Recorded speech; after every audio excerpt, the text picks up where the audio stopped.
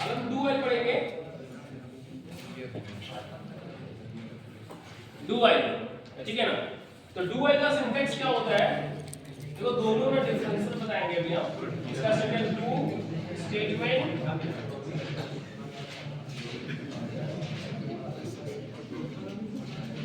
While condition, ठीक है, या फिर आप ऐसे भी लिख सकते हो और में करके, और में डू, ठीक है। यहाँ पे क्या होगा, स्टेटमेंट्स आप दे सकते हो, ठीक है, statements while conditions and semicolon, ठीक है। अगर हम ओपन और क्लोज कब देंगे, जब ऑप्शनल है, मल्टीपल स्टेटमेंट रहेगा तो दे भी देंगे तो प्रॉब्लम नहीं है।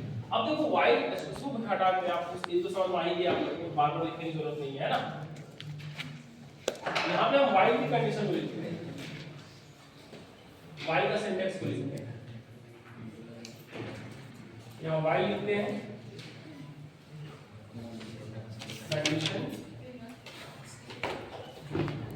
स्टेटमेंट, और यहाँ पे देखो दोनों में डिफरेंसेस देखो बॉयज। इसमें क्या होता था, जब भी स्टार्टिंग होता था, दोनों में डिफरेंसेस ये है, अगर दोनों को फ्लो चार्ट बनाने की जरूरत है, ऐसे आपको समझ में आए। इसमें क्या होता है, सर देखो सबसे पहले क्या चेक होता था, कंडीशन।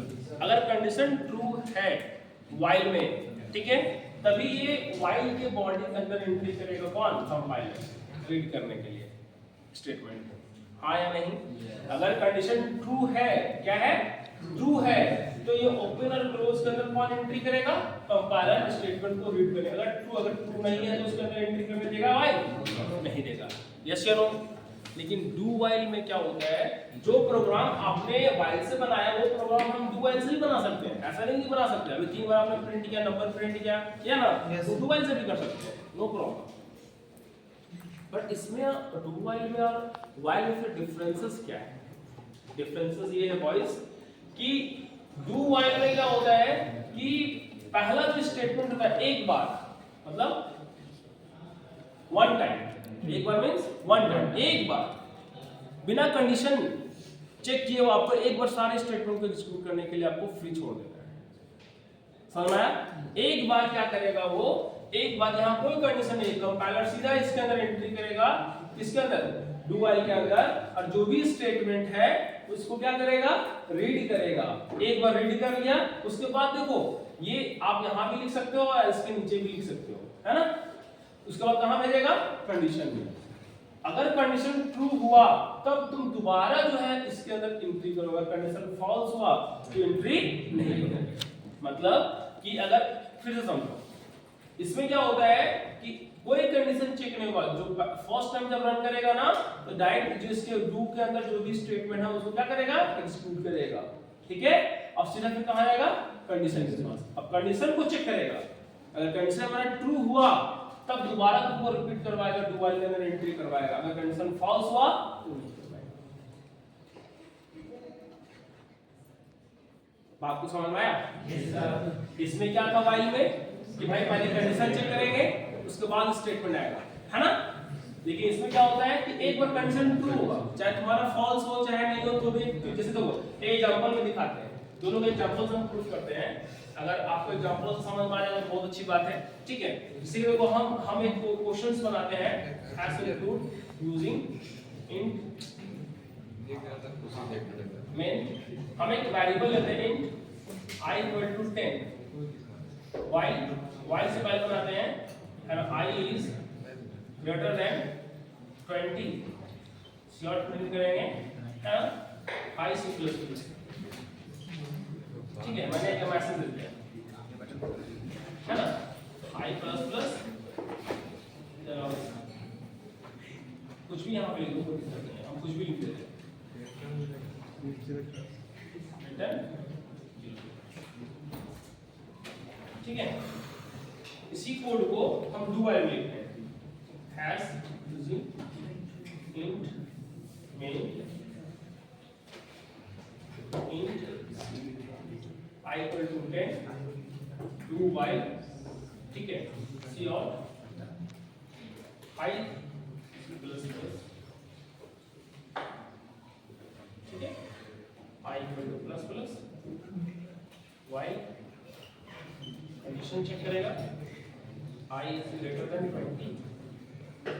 देखो while में जब पढ़ोगे यहाँ सेमीकोलन नहीं होता, बट do while में जब पढ़ोगे यहाँ पे सेमीकोलन होता है। इस बात को ध्यान में रखोगे, है ना।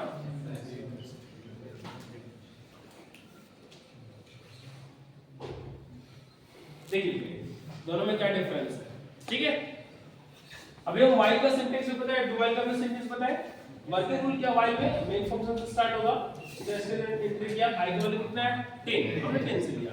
अब यहाँ चेक करेगा क्या, अब दूसरा लाइन ही रीड करेगा ना while को, क्या 10 is greater than 20 है?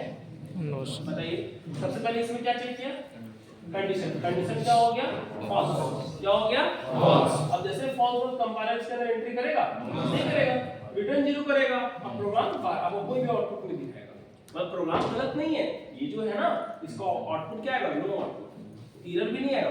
कंपाइल हो जाएगा, रन कराओगे तो रन हो जाएगा, लेकिन आउटपुट कुछ दिखाएगा नहीं दिखाएगा, क्योंकि ये स्टेटमेंट सिर्फ एग्जीक्यूट नहीं हुआ, जो सर्कल कर रहे हैं ना वो स्टेटमेंट एग्जीक्यूट नहीं है, बाकी जो एग्जीक्यूट किया ना वो रिटर्न कर देगा। प्रोग्राम रन है, वो प्रोग्राम यहाँ फॉल्स हो गया तो इसके अंदर एंट्री नहीं किया, रिटर्न 0 किया, प्रोग्राम से बाहर।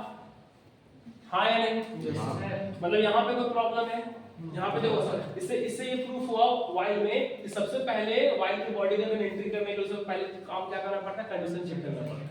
यस या नो।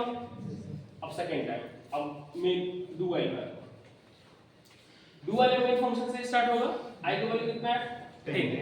अब जैसे ये 10 i की वैल्यू कितना है 10, सीधा इसका एंट्री करेगा ना, कहीं पे भी कंडीशन हमने अप्लाई किया है नहीं, सीधा इसका एंट्री करेगा, स्लॉट करेगा हाई, पहले रीड कर दिया हाई सी प्लस, यस या नो।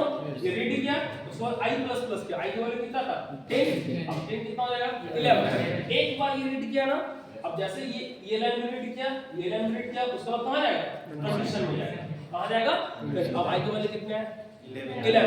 अब चेक करें क्या 11 इज ग्रेटर देन 20 होता है, नहीं, कंडीशन क्या हो गया फॉल्स। अब जब फॉल्स हो गया तो कंपाइलर इसके अंदर एंट्री नहीं करेगा, रिटर्न 0, प्रोग्राम से बाहर। अगर ट्रू हो जाता, अगर i इज लेस देन हो जाता, हम लेस देन कर देते तो कंडीशन ट्रू हो जाता ना, अगर कंडीशन ट्रू होता तो फिर से i की वैल्यू यहां बढ़ाते ना, यस या नो, फिर से ये फिर से एग्जीक्यूट करता ना। लेकिन एक चीज को यहां ग्रेटर देन हम कर देते हैं, ग्रेटर देन क्या हुआ, कंडीशन फॉल्स हुआ ना, तो एक बार इसने अलाउ किया नहीं किया, हां या नहीं, भले कंडीशन फॉल्स हो या ट्रू से कोई मतलब नहीं है। डू व्हाइल में क्या होता है कि एक बार अलाउ करना है, चाहे जो भी कंडीशन हो, एक बार अलाउ किया, सेकंड टाइम में क्या होता है वो कंडीशन चेक करता है। डू व्हाइल में कैसे वर्क होता है समझ आया ना, पहले वो स्टेटमेंट को एग्जीक्यूट करेगा, उसके बाद कहां जाएगा वो कंडीशन में, समझ आया नहीं समझ आया। और व्हाइल में क्या होता है कि आपको भैया आपको आपके अंदर एंट्री नहीं करने देगा, सबसे पहले वो कंडीशन ही चेक करेगा, समझ में आया, हाँ या नहीं।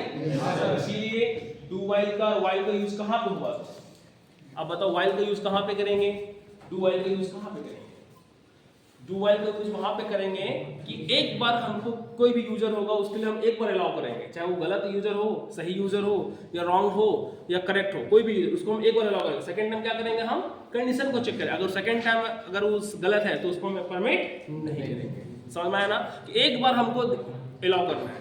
और व्हाइल में क्या होता है कि हम एक बार भी अलाउ नहीं करेंगे, है ना, हम व्हाइल को एक बार भी अलाउ नहीं करेंगे जब तक उसका कंडीशन ट्रू ना हो, समझ में आ गया। देखो रियल लाइफ में इसका बहुत जगह यूज है, डू व्हाइल का और व्हाइल का बहुत बड़ा यूजेस है, ठीक है।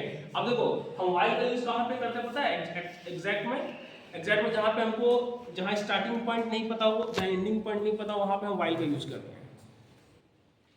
अभी 4 आप नहीं पढ़े हो ना, और 4 का यूज वहां पे करते हैं जहां पे हमारे स्टार्टिंग पॉइंट पता हो और एंडिंग पॉइंट पता हो, ठीक है। और व्हाइल से ही डू व्हाइल से ही आया है 4 आया है, 4 is the extension of while and do while का एक्सटेंशन। 4 जो बना है ना वो व्हाइल से ही बना है। उसका सिंटैक्स क्या है, इसका सिंटैक्स ये है, सिंटैक्स तुम्हारा 4 का अगर बोले हम 4 का सिंटैक्स अगर बोले तो 4 होता है इनिशियलाइजेशन होता है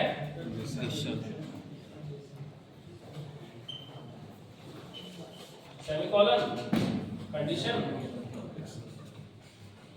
एंड पब्लिशर। ठीक है, open curly braces statement and close curly braces. ठीक है, चलो इसको नेक्स्ट डे बताएंगे, ये नेक्स्ट सबका क्लास है ना। ठीक है, अभी यहीं पे रोक देते हैं। ठीक, ओके, गुड लक।